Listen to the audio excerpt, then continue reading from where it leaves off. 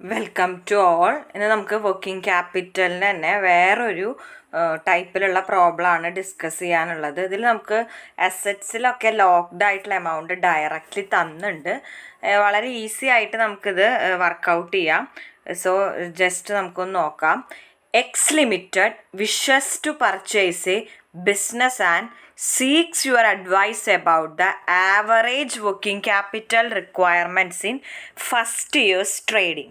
The following data are available and you are told to add 10% to allow for contingency. So നമുക്കൊരു contingency 10% add ചെയ്യാനുണ്ട്. നമുക്ക് നോക്കാം. Average amount locked up in stocks material and stores 16,000, work in progress and finished goods 10,000. അപ്പോൾ നമുക്കത് directly തന്നിട്ടുണ്ട്. Then average credit allowed. Local സെയിൽസിന് 2 weeks ആണ് credit period. Local സെയിൽസിൻ്റെ ടോട്ടൽ എമൗണ്ട് 1,56,000. അപ്പോൾ എക്സ്പോർട്ട് സെയിൽസിന് 6 weeks ആണ് credit period allowed.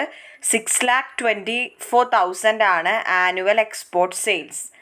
Time lag in payment for പർച്ചേസിൻ്റെ ടൈം ലാഗ് 4 weeks. അതായത് ക്രെഡിറ്റ് പീരീഡ് നമുക്ക് 4 വീക്കാണ് ക്രെഡിറ്റ് പീരീഡ് ഉള്ളത്. നമ്മുടെ ടോട്ടൽ പർച്ചേസ് 1,82,000. ഇനി വേജസ് 2 weeks, അതായത് വേജസ് 2 വീക്ക് ലാഗ് ചെയ്തിട്ടാണ് കൊടുക്കാറ്. Total wages 5,20,000. Calculate the average amount of working capital required. അപ്പോൾ നമുക്ക് ആ വർക്കിംഗ് ക്യാപിറ്റൽ എത്രത്തോളം വേണമെന്നാണ് കാൽക്കുലേറ്റ് ചെയ്യുന്നത്. നമ്മൾ നേരത്തെ പറഞ്ഞ പോലെ അസറ്റ്സ് എത്രയാണ്, അസറ്റ്സിൽ ലോക്ക് ചെയ്യുന്ന എമൗണ്ട് അല്ലെങ്കിൽ അസറ്റ്സിൽ എത്ര എമൗണ്ട് കിട്ടണം എത്ര എമൗണ്ട് നമുക്ക് ആവശ്യമാണെന്നുള്ളത് ഡയറക്റ്റ്ലി തന്നിട്ടുണ്ട്. അതാണ് ഈ average amount locked up in സ്റ്റോക്കിലുള്ളത്. മെറ്റീരിയലിൻ്റെയും തന്നിട്ടുണ്ട്, work in progress and finished ഗുഡ്സിൻ്റെയും തന്നിട്ടുണ്ട്. സോ നമുക്കറിയാം statement of working capital requirement prepare ചെയ്യുമ്പോൾ നമ്മൾ ആദ്യം കറണ്ട് അസറ്റ്സ് ആണ് റെക്കോർഡ് ചെയ്യുക. അപ്പോൾ ആദ്യം നമുക്ക് മെറ്റീരിയൽ ആൻഡ് സ്റ്റോഴ്സ് എത്രയാണ്? 16,000. ഇനി work in progress and finished goods 10,000. നമ്മൾ നേരിട്ട് എഴുതാൻ കാരണം നമുക്ക് തന്നിക്കുന്നത് ലോക്കാവുന്ന എമൗണ്ട് തന്നെയാണ്. സോ അത്ര എമൗണ്ടാണ് നമുക്ക് ആ മെറ്റീരിയലിനും ഫിനിഷ്ഡ് ഗുഡ്സിനും വേണ്ട വർക്കിംഗ് ക്യാപിറ്റൽ എന്ന് പറയുന്നത്. സോ അതാണ് ഡയറക്റ്റ് എഴുതിയിരിക്കുന്നത്. ഇനി നമുക്കറിയാം അടുത്തൊരു അസറ്റ് ഡെപ്റ്റേഴ്സ് ആണ്. അതായത് സെയിൽസിന് നമ്മൾ എത്രത്തോളം കൊടുക്കുന്നുണ്ട് ക്രെഡിറ്റ് പീരീഡ് എന്നുള്ളതാണ്. അപ്പോൾ ലോക്കൽ സെയിൽസിന് 2 weeks ആണ് നമ്മൾ ക്രെഡിറ്റ് ആയിട്ട് കൊടുക്കാറ്. 2 വീക്കാണ് നമുക്ക് ആ എമൗണ്ട് ആവശ്യം വരിക. അപ്പോൾ ലോക്കൽ സെയിൽസിൻ്റെ എമൗണ്ട് 1,56,000 ആണ്. അപ്പോൾ ലോക്കൽ സെയിൽസിൽ അല്ലെങ്കിൽ ലോക്കൽ ഡെപ്റ്റേഴ്സിൽ ലോക്കാവുന്നത് 1,56,000 ഇൻറ്റു 2 ടോട്ടൽ വീക്സ് എത്രയാണ്? 52 weeks ആണ്. അപ്പോൾ 52. അപ്പോൾ 1,56,000 ഇൻറ്റു 2/52 ചെയ്യുമ്പോൾ എന്താണ്? 6,000 ആണ് വരിക. നമുക്ക് എക്സ്പോർട്ട് സെയിൽസ് ഉണ്ട്. എക്സ്പോർട്ട് സെയിൽസിന് അലൗ ചെയ്യുന്ന ക്രെഡിറ്റ് പീരീഡ്, നമ്മൾ അലൗ ചെയ്യുന്ന ക്രെഡിറ്റ് പീരീഡ് 6 weeks ആണ്. സോ 6 വീക്കാണ് നമുക്ക് ആ എമൗണ്ട് വേണ്ടി വരിക. അപ്പോൾ ഡെപ്റ്റേഴ്സിൽ ബ്ലോക്ക് ആവുന്ന എമൗണ്ട് കണ്ടുപിടിക്കാൻ ആനുവൽ സെയിൽസ് ഇൻറ്റു അലൗ ചെയ്യുന്ന credit period divided by total period ആണ് ചെയ്യുക. അപ്പോൾ സോ 6,24,000 ഇൻറ്റു 6/52. അപ്പോൾ എത്ര വരുന്നത്? 72,000 ആണ്. അപ്പോൾ നമ്മുടെ അസറ്റ്സുകളൊക്കെ കഴിഞ്ഞു. സോ അസറ്റ്സിൽ നമുക്ക് ലോക്കായിരിക്കുന്നത് അല്ലെങ്കിൽ നമ്മുടെ ഡേ ടു ഡേ ഫങ്ഷനിങ്ങിന് നമുക്ക് ആ കൊല്ലം റോൾ ചെയ്യാൻ വേണ്ട അസറ്റ്സിൽ വേണ്ട amount 16,000 plus 10,000 plus 6,000 plus 72,000. Total will be 1,04,000. നമുക്കറിയാം വർക്കിംഗ് ക്യാപിറ്റൽ നമ്മളെങ്ങനെ കാൽക്കുലേറ്റ് ചെയ്യുക? Assets minus liability. നമ്മൾ മുമ്പത്തെ പ്രോബ്ലംസ് ഡിസ്കസ് ചെയ്തപ്പോൾ ഡീറ്റെയിൽ ആയിട്ട് പറഞ്ഞിട്ടുള്ളതാണ് ഇതൊക്കെ എന്തുകൊണ്ടാണ് ചെയ്യണതെന്ന്. അപ്പം അത് നമ്മൾ എന്ത് ചെയ്യുക? Less current liabilities. അപ്പോൾ നമുക്കറിയാം വർക്കിംഗ് ക്യാപിറ്റൽ എന്ന് പറയുമ്പോൾ കറണ്ട് അസറ്റ്സ് മൈനസ് കറണ്ട് ലൈബിലിറ്റിയാണ്. അപ്പോൾ ഇവിടെ പർച്ചേസ് 4 weeks 1,82,000 നമുക്ക് കിട്ടുന്ന ക്രെഡിറ്റ് പീരീഡാണ്. അപ്പോൾ എത്രയാണ്? 4 വീക്കാണ്. അപ്പോൾ creditors 1,82,000 into 4 total weeks in an year 52 ആണ്. അപ്പോൾ 1,82,000 ഇൻറ്റു 4/52 എത്രയാണ് വരിക? 14,000 14,000 ആണ് വരിക. ഇനി ഔട്ട്സ്റ്റാൻഡിങ് വേജസ് 2 വീക്കാണ് ലാഗ് ഉള്ളത്. സോ ടോട്ടൽ വേജസ് ഇൻറ്റു 2/52 അപ്പോൾ എത്ര വരിക?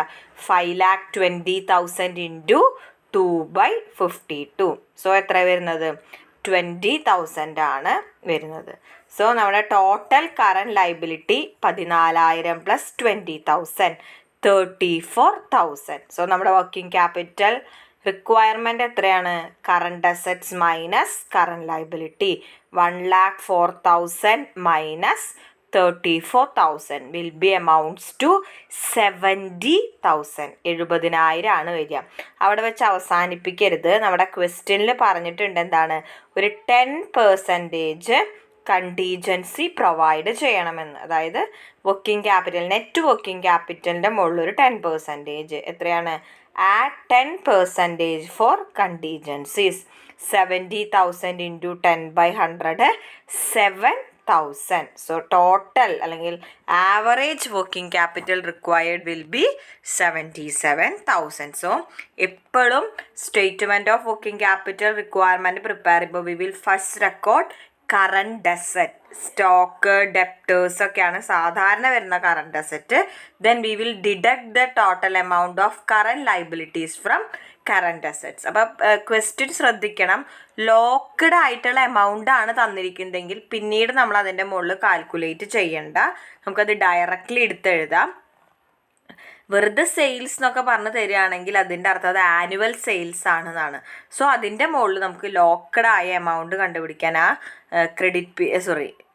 നമ്മൾ അലൗ ചെയ്യുന്ന ക്രെഡിറ്റ് പീരീഡ് ഡിവൈഡഡ് ബൈ ആ ടോട്ടൽ പീരീഡ്. വീക്സ് ആണെങ്കിൽ ഒരു കൊല്ലം 52 വീക്സ് ആണ് വരിക. ദിവസമായിട്ടാണ് തന്നിരിക്കുന്നതെങ്കിൽ ഒരു കൊല്ലം 365 ഡേയ്സ് ആണ് വരിക. ചില കേസുകളിൽ മന്തിൽ തരും. സോ ഒരു കൊല്ലം 12 വീക്സ് ആണ് വരിക. അത് അതിനനുസരിച്ച് വർക്കൗട്ട് ചെയ്യും. സോ വളരെ എളുപ്പമാണ്. ഇങ്ങനെ പ്രത്യേകിച്ച് ലോക്കായ എമൗണ്ടൊക്കെ ഡയറക്റ്റ് ചെയ്യുന്ന കോൺസെപ്റ്റ് മനസ്സിലാക്കുക.